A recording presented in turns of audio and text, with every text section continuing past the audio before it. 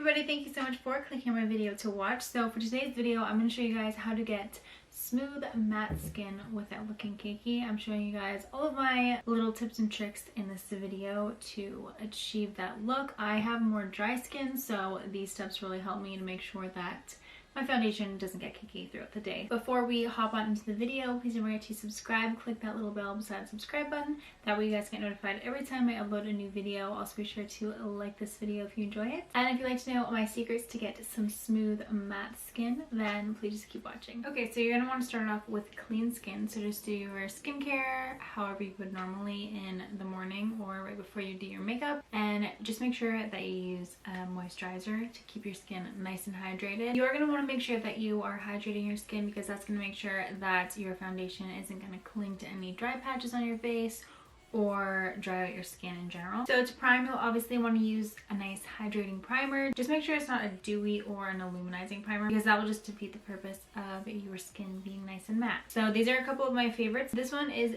the Bite Beauty Changemaker Primer, and this one's for normal to dry skin. They also have one for normal to oily skin.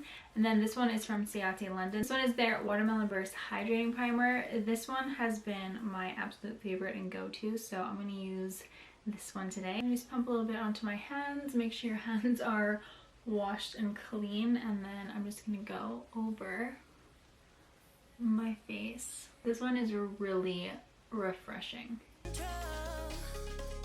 Next thing you're going to need is obviously a matte foundation. You're just going to want to pick one that works for your skin. So I personally have dry skin and it can fluctuate a lot. It never really gets oily, but it can go from normal to dry to extremely dry. My skin right now is more normal to dry. This foundation works with my skin just as long as I am following along with the hydrating steps that I'm doing.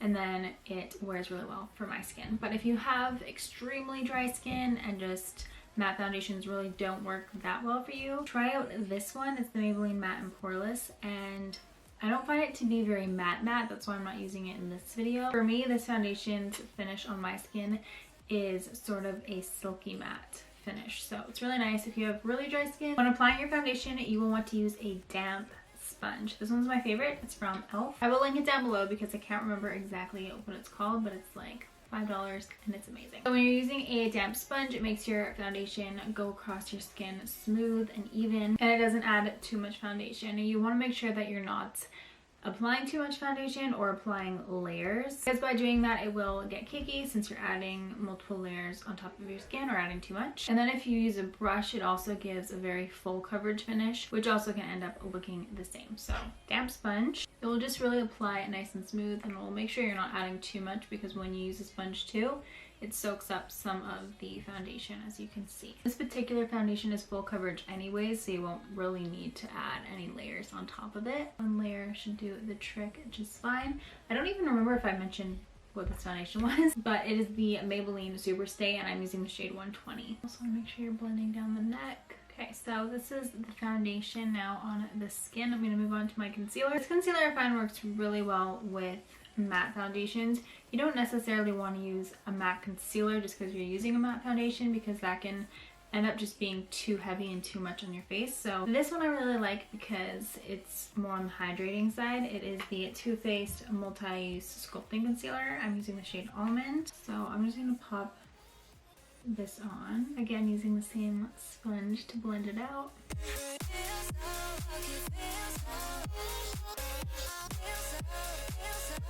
Okay, so after you've applied your concealer, the next little trick is to press your powder into your skin. Not set it with a brush and not bake with it. This is the miracle tool in this whole process. I'm gonna go in again with my damp sponge. Again, it just leaves a really clean, smooth finish, and it doesn't leave your powder sitting on your face for long, as it were if you were gonna go ahead and do the baking technique. So I just take the other side of the sponge and then I start pressing it into the skin, and I'm going to show you a before and after of it with the powder pressed in and then without, and you can just see how it just smooths it out. Sometimes when you use a matte foundation and then bake your face with your powder, it gets way too thick. This way it just really melts into the skin. Okay, so as you can see, here is the before without the powder pressed in, and then here's the after. It also just you know, smooths out those dark circles and fine lines on your face. So it's a huge difference, and it doesn't add too much product to your face. You really want to try and add minimal products if you are going for this look and you don't want it to get too heavy or cakey. So for the rest of my face makeup, I'm going to go in with matte products. I'm going to use the Benefit Hoola bronzer. It's like the best matte bronzer ever. Then the Kat Von D Honeysuckle blush. These Everlasting blushes are amazing by Kat Von D. They're fairly new and they're really smooth on the skin. So another little trick is to use freshly clean brushes. Not that I use freshly clean brushes every single time, because I sure don't, because I'm very lazy at washing my brushes, but it's way better for your skin if you do.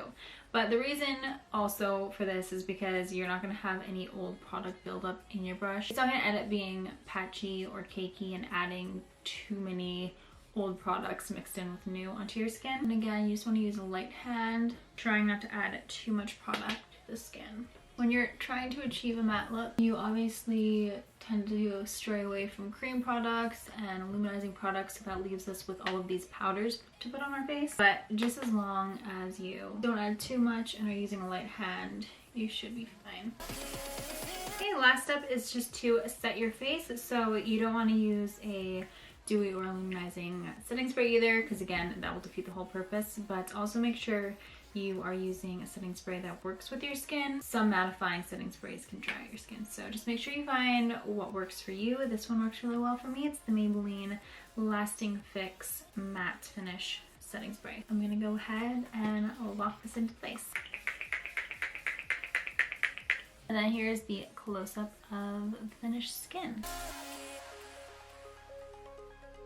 Okay guys, well that is it for the video. I really hope you guys enjoyed it. Those are all of my favorite things to do to make sure that my skin looks nice and matte all throughout the day, but smooth and not cakey. Don't forget to subscribe to leave this video if you enjoyed it, and I'll see you guys next time. Bye!